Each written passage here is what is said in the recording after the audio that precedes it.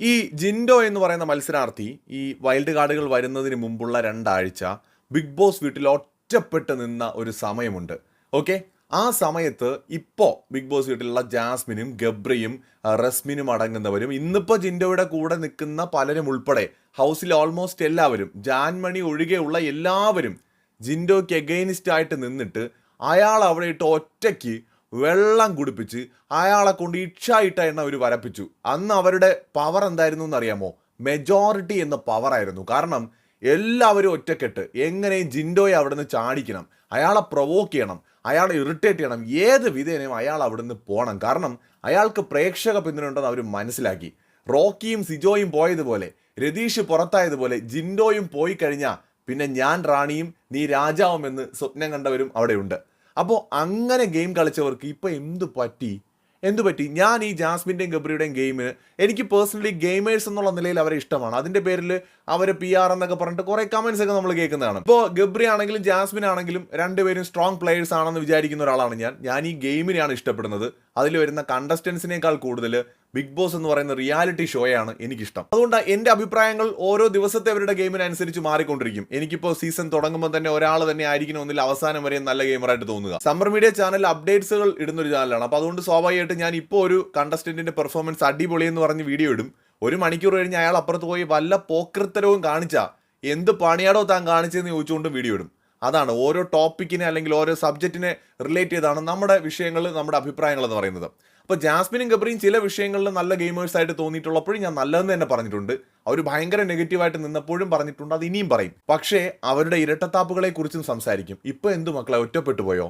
ഗബ്രിയും ജാസ്മിനും നിങ്ങൾ ഒറ്റപ്പെട്ടിട്ടില്ല, നിങ്ങൾക്ക് ഒരിക്കലും ഒറ്റപ്പെടാൻ പറ്റില്ല. നിങ്ങൾ 2 പേരുണ്ട്, നിങ്ങൾക്ക് ഇരട്ടപ്പെടാനേ പറ്റുള്ളൂ.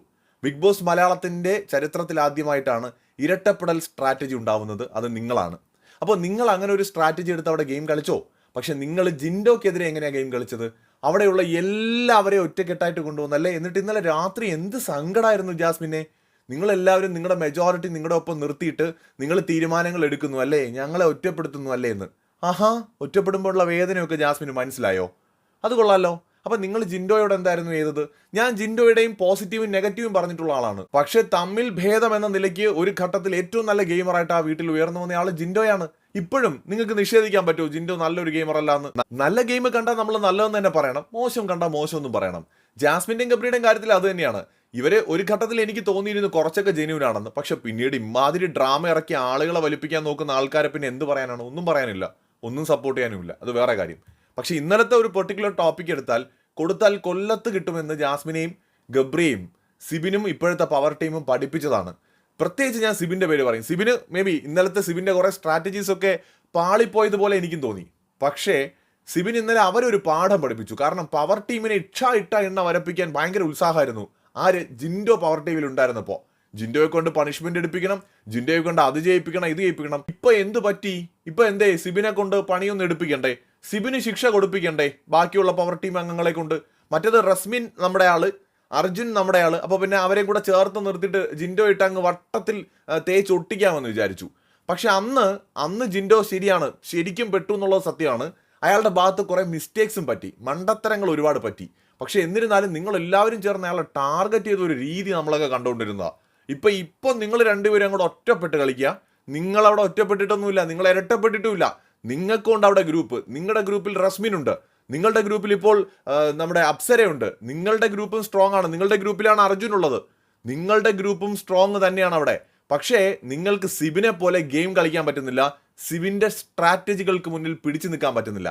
അതുകൊണ്ട് മക്കൾ ഒറ്റപ്പെടൽ സ്ട്രാറ്റജിയൊക്കെ ഇപ്പോൾ എടുത്താൽ ചിലവാകത്തില്ല. കാരണം ഇന്നലെ രാത്രി സിബിൻ്റെ അടുത്ത് പറയുന്നുണ്ടായിരുന്നു പോയിട്ട്, എനിക്ക് എന്താ മീറ്റിംഗ് വച്ചൂടെ, നിങ്ങൾക്ക് എന്താ ഒരു എളിമ. നിങ്ങൾ പവർ ടീമിലായിരുന്നപ്പോൾ എന്തൊരു അഹങ്കാരമായിരുന്നു. അങ്ങനെയാണെങ്കിൽ ജിൻഡോ പവർ ടീമിലായിരുന്നപ്പോൾ നിങ്ങൾക്ക് എന്തൊരു അധിക്ഷേപമായിരുന്നു. അപ്പോൾ ഇപ്പോൾ എന്ത് പറ്റി? ഇപ്പോൾ തിരിച്ചു കിട്ടിയപ്പോൾ നൊന്തു അല്ലേ? ആര് ചെയ്താലും പണി ഇതുപോലെ കിട്ടും. ഇപ്പോൾ ഇന്നലത്തെ പവർ ടീമിൻ്റെ ഭാഗത്ത് ചില മിസ്റ്റേക്സ് വന്നു. അതിൻ്റെ പണിയാണ് ഇന്ന് അവർക്ക് കിട്ടാൻ പോകുന്നത്. അത് വേറെ കാര്യം. പക്ഷേ ജാസ്മിനും ഗബ്രിക്കും ഒന്നും ഈ ഒറ്റപ്പെടൽ കളിക്കാനുള്ള ഒരു അവകാശവുമില്ല. ഏറ്റവും കൂടുതൽ അവിടെ ആളുകളെ ഒറ്റപ്പെടുത്താൻ ശ്രമിച്ചവരിൽ നിങ്ങൾ എപ്പോഴും മുന്നിൽ തന്നെ ഉണ്ടായിരുന്നു. ഏറ്റവും അവസാനത്തെ ഉദാഹരണമാണ് ജിൻഡോയോട് നിങ്ങൾ കാണിച്ച പോലെയൊന്നും ഇതുവരെ നിങ്ങളോട് അവിടെ ആരും കാണിച്ചിട്ടില്ല. ഇപ്പോഴും നിങ്ങൾക്കൊപ്പം നിൽക്കാൻ ഒരു റസ്മിനും ഒരു അർജുനും ഒരു അപ്സരയും ഒക്കെ അവിടെ ഉണ്ട്. ജിൻഡോയ്ക്ക് അതുപോലും ഉണ്ടായിരുന്നില്ല എന്നുള്ളതാണ്. മറ്റൊരു വീഡിയോയുമായി വീണ്ടും കാണാം. ബൈ.